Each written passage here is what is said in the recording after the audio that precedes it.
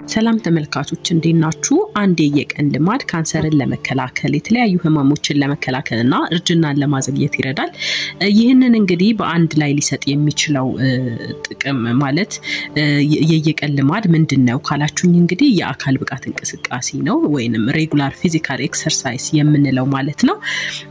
ምንም እንኳን እንግዲህ እንደ ጤናማ አመጋገብና በቂ እንቅልፍ መተኛትን ያሉ ልማዶች ወሳኝ ቢሆኑም የአካል ብቃት እንቅስቃሴ በሁሉም ዘርፍ ላይ ያለው ተጽዕኖ ከፍተኛና ሰፊ ነው። እስቲ ባንድ ለማየት እንሞክራለን። ለምሳሌ ካንሰርን እንዴት ይከላከላል፣ እንደገና የተለያዩ ህመሞችን እንዴት ይከላከላል፣ እርጅናንስ እንዴት ያዘገያል የሚሉትን ደግሞ ዘርዘር አድርገን ለማየት እንሞክራለን። ወደ መጀመሪያው ስንመጣ ካንሰርን ለመከላከል እንግዲህ እንዴት ነው የሚጠቅመን ካላችሁ የአካል ብቃት እንቅስቃሴ ካንሰርን ለመከላከል የሚረዳባቸው መንገዶች ነው የምናየው። አንደኛው ጤናማ ክብደትን ለመጠበቅ ነው። እንግዲህ ከመጠን በላይ የሆነ ውፍረት ለተለያዩ የካንሰር አይነቶች ለምሳሌ እንደ ጡት ካንሰር፣ የአንጀት ካንሰር፣ የኩላሊት ካንሰር ምክንያት ነው እንግዲህ ክብደት። ስለዚህ ስፖርት በመንሰራበት ሰዓት ጤናማ ክብደት ይኖረንና በተዘዋዋሪ ካንሰርንም ለመከላከል ይረዳል ማለት ነው። ሁለተኛው ሆርሞኖችን በማስተካከል ነው። እንግዲህ እንቅስቃሴ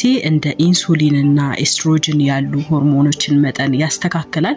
እነዚህ ሆርሞኖች ከመጠን በላይ ሲሆኑ ወይንም ሲጨምሩ እንግዲህ ለአንዳንድ የካንሰር አይነቶች ስለሚያጋልጡ ይህንን ባላንስ ለማድረግ ስፖርት ወሳኝ ነው።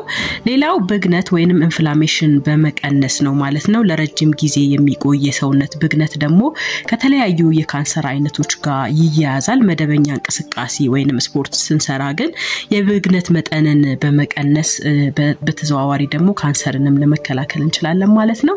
ሌላው የበሽታ መከላከል ስርዓትን በማጠናከር ነው እንግዲህ የሚጠቅመን። እንቅስቃሴ ሰውነታችን ያልተለመዱና ለካንሰር ተጋላጭ የሆኑ ህዋሳትን ፈልጎ እንዲያጠቃ እናግዘዋለን ስፖርት ስንሰራ ማለት ነው።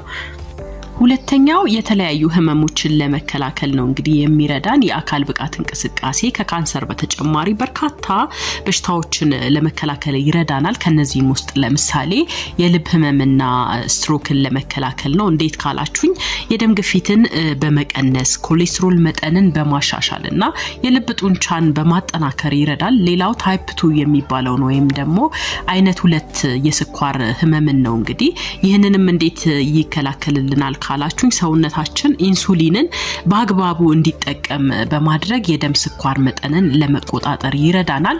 ሌላው የደም ግፊትን ለመቆጣጠር ነው። እንግዲህ የደም ቧንቧዎችን ጤንነት በማሻሻል ግፊትንም ይቀንሳል።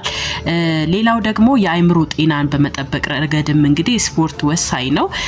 እንደ ድብርትና ጭንቀት ያሉ የአይምሮ ህመሞችን ለመቀነስ ይረዳናል። እንቅስቃሴ ስናደርግ እንግዲህ ሰውነታችን የደስታ ሆርሞንን በመርጨት ለአይምሮአችን ጥሩ ነገርን ያመጣለታል ማለት ነው።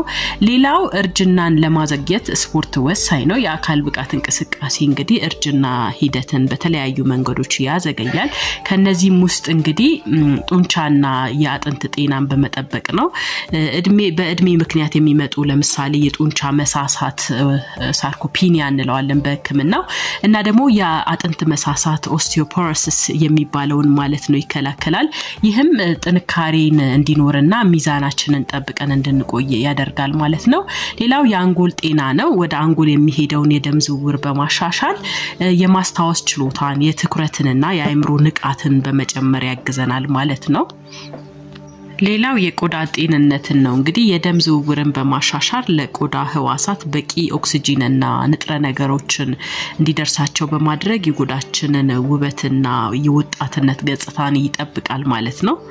ስለዚህ እንግዲህ ይሄንን የስፖርት ልማድ ባንዴ ማዳበር ሊከብድ ይችላል። ግን ስፖርት ሰርታችሁ ማታቁ ከሆነ ቀስ በቀስ መጀመር ይቻላል። ለምሳሌ በቀን 15 ደቂቃ ስፖርት ብትሰሩ ጥሩ ነው። በዛ ላይ ስትሰሩ ደግሞ የምትወዱትን የስፖርት አይነት መርጣችሁ ለምሳሌ ወክ ማድረግ ሊሆን ይችላል፣ ዋና ሊሆን ይችላል፣ ሌሎችም ክብደት ማንሳት ብቻ የሚመቻችሁን ስትሰሩ በቀጣይነት እንድትሰሩም ደግሞ ሞራል ይሆናችኋል ማለት ነው።